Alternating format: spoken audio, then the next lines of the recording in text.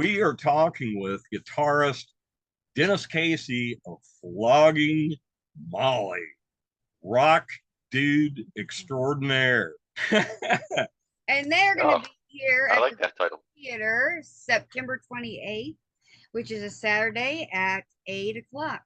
Yeah, I think the entire tri-state is looking forward to that because you guys know how to lay it down. And here is my first question. How in the world Okay.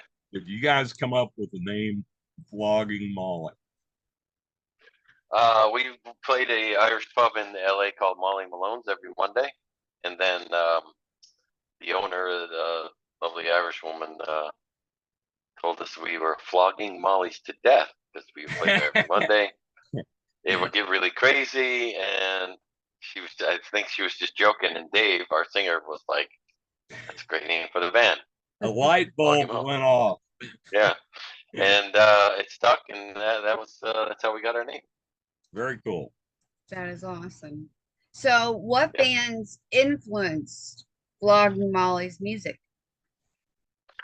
Well, we're seven really different people from all over the place. So I would say the influences are what make the band when they all come together.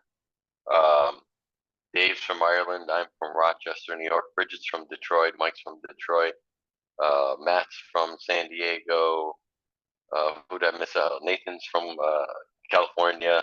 So, and they're all different ages. So, like, nobody grew up together. So there's this vast amount of music. So I think that's kind of the charm and what makes Flogging Molly what it is all these different um, styles and kinds of music that people love, and we just come together, and it becomes Flogging Molly. Well, since you're from all over, how did you meet? How did you get together? We all lived in Los Angeles at one point. And the band started at Molly Malone. So um, we all, yeah, we all lived in LA at one point. Now everybody lives all over the world. Uh-huh. Times have changed, but yeah, that's how we met. Your band's sound has been described as traditional Irish music with a splash of Celtic punk and folk punk. You think that's anywhere close to an accurate description? Yeah, yeah, I think it's. I mean, like I said, that's the being. I could try to give you an analogy. It's like if someone tried to explain you and they can only do it in a few words. It's kind of hard to come up with a really accurate picture. But with that description, yes, we represent some of that. There are also many layers to the band and many more facets. Like I think Dave is a exceptional lyricist and he writes really heartfelt, meaningful lyrics. Um, but your description you read, yeah, that's the band. But there's there that I think that's the main, that's what the initial reaction when you hear the band. And definitely, if you want to go out and have a great time and dance your ass off and have a big party, then our band is the band to do that with. Yeah. I've I know that you guys have had several labels, including your own. Uh, hmm so I had read that one of the owners of a label was in the audience and heard you perform, and maybe that was the reason he was there that night. But I would think that that would just have to be the coolest way ever to get signed, is because the owner of a label heard you, they experienced your energy, and they said, "Yeah, we want these guys." Yeah, the I don't know if that's well, usually that's what sells the band. Like people who have an interest in the band, and then they come and see and like, oh yeah, that's what I want to. I want to sign that band. So that's been that way from the beginning. And Side One Dummy was, living in LA. It's easy that happened used to happen a lot. I don't know how it happens now because the music business has changed so much. But Side One Dummy, Joe and Bill came down to a show we did at the Troubadour. We were talking. They heard we recorded our own record ourselves, the first one, and they came to the show and they were like, "Holy shit! yeah, we got to sign this band. And I think ever since then, like if you're dealing with a booking agent, you're dealing with a record label, you're dealing with a manager, you get them out, or even somebody who you might want to, wants to become a fan. You bring a friend along. It always happens. They see the show and they're like, "Yeah, this band is great." You guys really mix up your music. I mean, from slow and sentimental and soft to just knock down rock and Yeah. roll rompus. Oh, I like that. Knock down rock and roll rompus. That's another way to describe the band. I like that one better. Add to the Knock down rock and roll rompus. That's a good T-shirt. Flogging Molly. Knock down rock and roll rompus. Send us two when you make them. I So, like that. I read after the band's first studio album, Swagger, in 2000, you toured with Green Day and Weezer. Do you have a most memorable gig or? Of those early days. I would have to say my most memorable gig was my first gig with the band. I joined and we drove up to San Jose, California to play a show. Then I was in bands in LA, and there's a lot of people just sitting in the audience like this, not paying attention. 5 people, and I had no idea what to expect in San Jose. We get to this club called The Usual. We set up, and when we hit the stage, by the end of the first song, I was soaked in beer, sweat. I had about 5 broken bottles in front of me, and people were just going crazy. And I was like, "This is it! I found it!" I was like so excited. I couldn't even sleep that night. The guys thought I was crazy, but I was like, "This is the greatest thing ever!"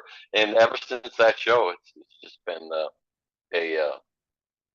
we're just a fortunate band, and I just consider myself very lucky to be part of it. That we just kept growing, but the shows, the intensity, and that was just never waned. Now there's not so much broken glass and beers thrown anymore. Audience has grown a little bit. Beers are more expensive, inflation and all. You're not gonna throw it in the air. Nobody's throwing a $9 beer. Yeah, exactly. Flogging Molly seems to have been absolutely on a rocket ride the last over the years.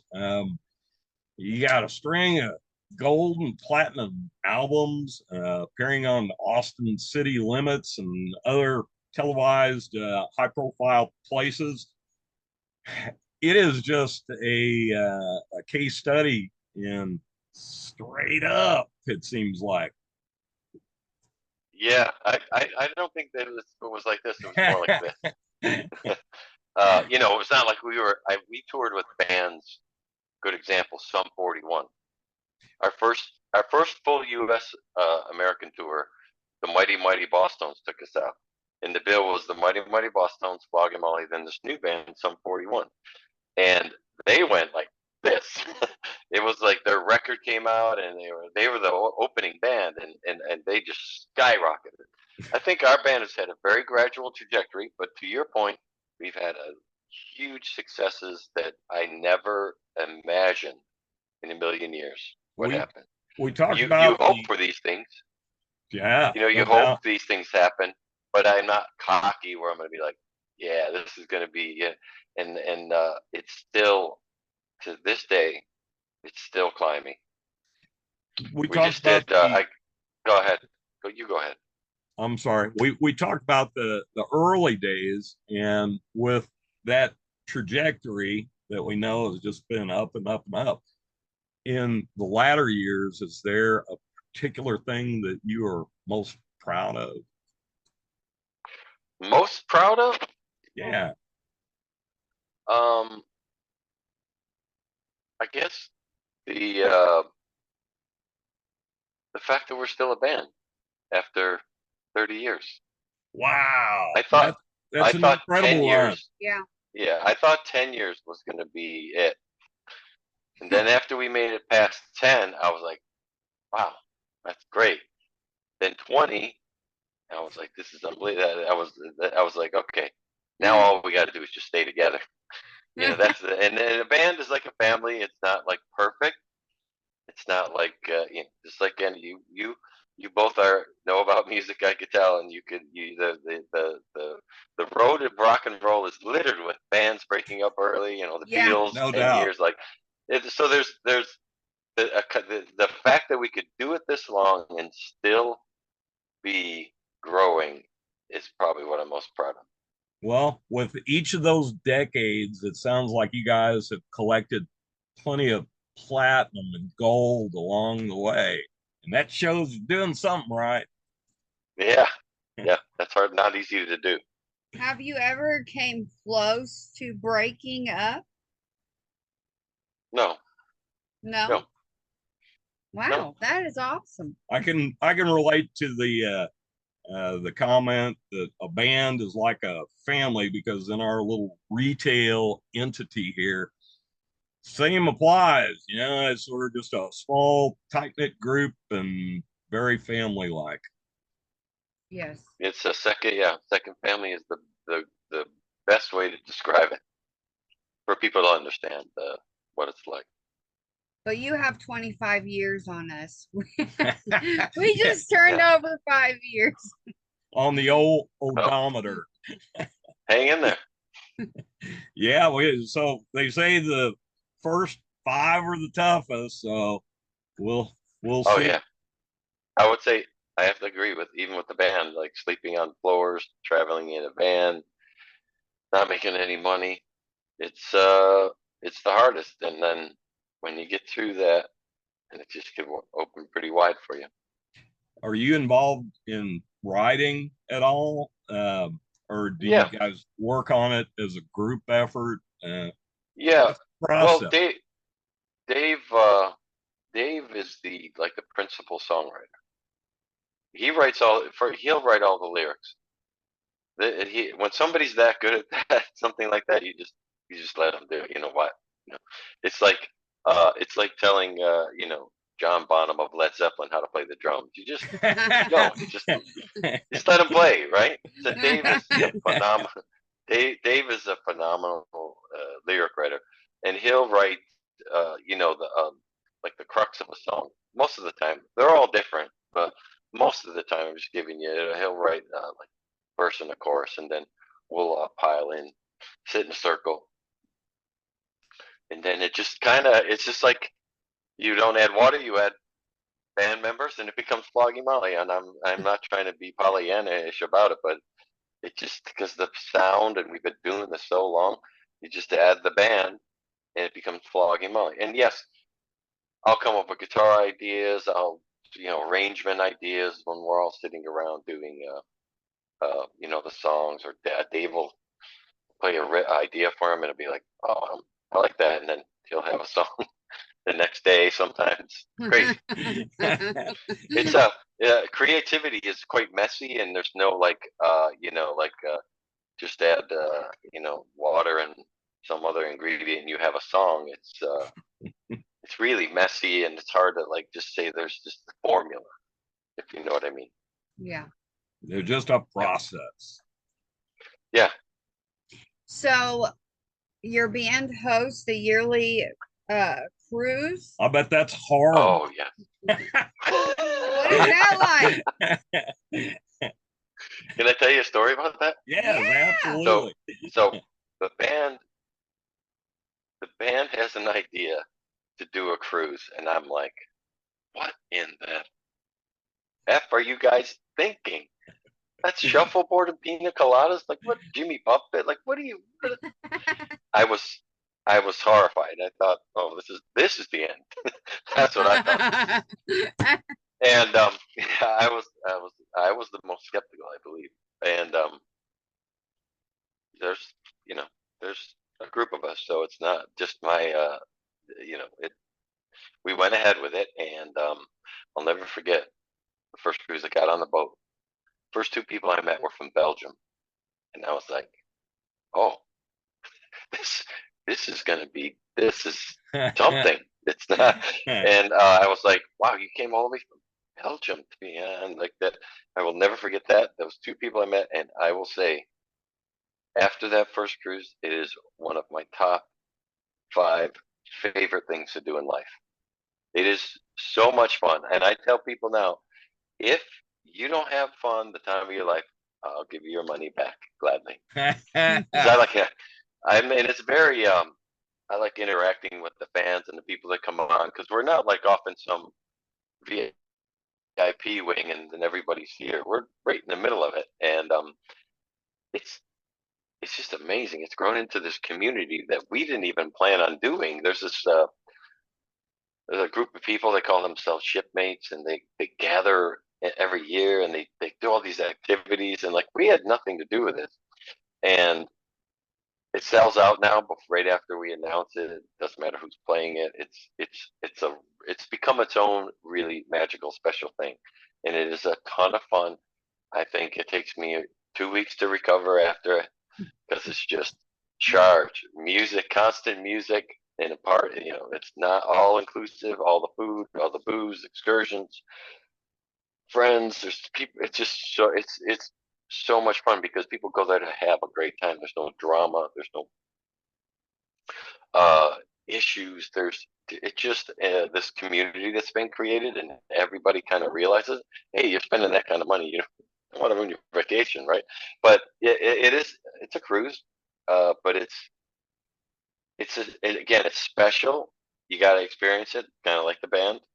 And my one of my most fun things to do now is to sit down with people, like in the main cafeteria. I don't know if you ever been on a cruise, I have. but yeah, Right. you go to the main. Yeah, you go to the main area where you eat, and I love to just sit with people that I don't know, and they're like, they're kind of taken back first, and then I'm like, I just start talking to them, and I like the first timers, and I'm like, I want you to do me a favor, come back at the end of the cruise. You'll find me because I'm going to be everywhere. I want you to tell me what your experience was, and I am not exaggerating. Every single time they're like, "This has been one of the best times of our life. We're coming back next year." And And now that we have the exclusive Dennis Casey guarantee that if they don't have a good time, their money back. How can you beat A that? money back guarantee. You heard it here first. it's it's sold out already. So so no, That was last year's cruise. I I I still haven't devised a plan if somebody says I had a horrible time. I don't have a backup plan, so What would you like us to what would you like to tell us before we wrap things up? well, you all are in Evansville, Indiana. We are. I think that's Uh, probably where every rock and roll band dreams of playing is the Evansville, yeah, Indiana area. yeah. I'm beside myself.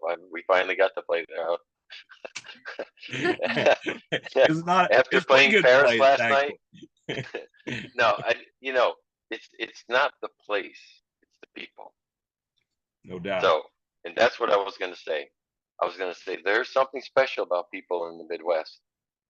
It is kind of like a stereotype, but I love it. People are so friendly. And from someone who's traveled the world, I'm not bragging that I've traveled the world. I'm not saying it.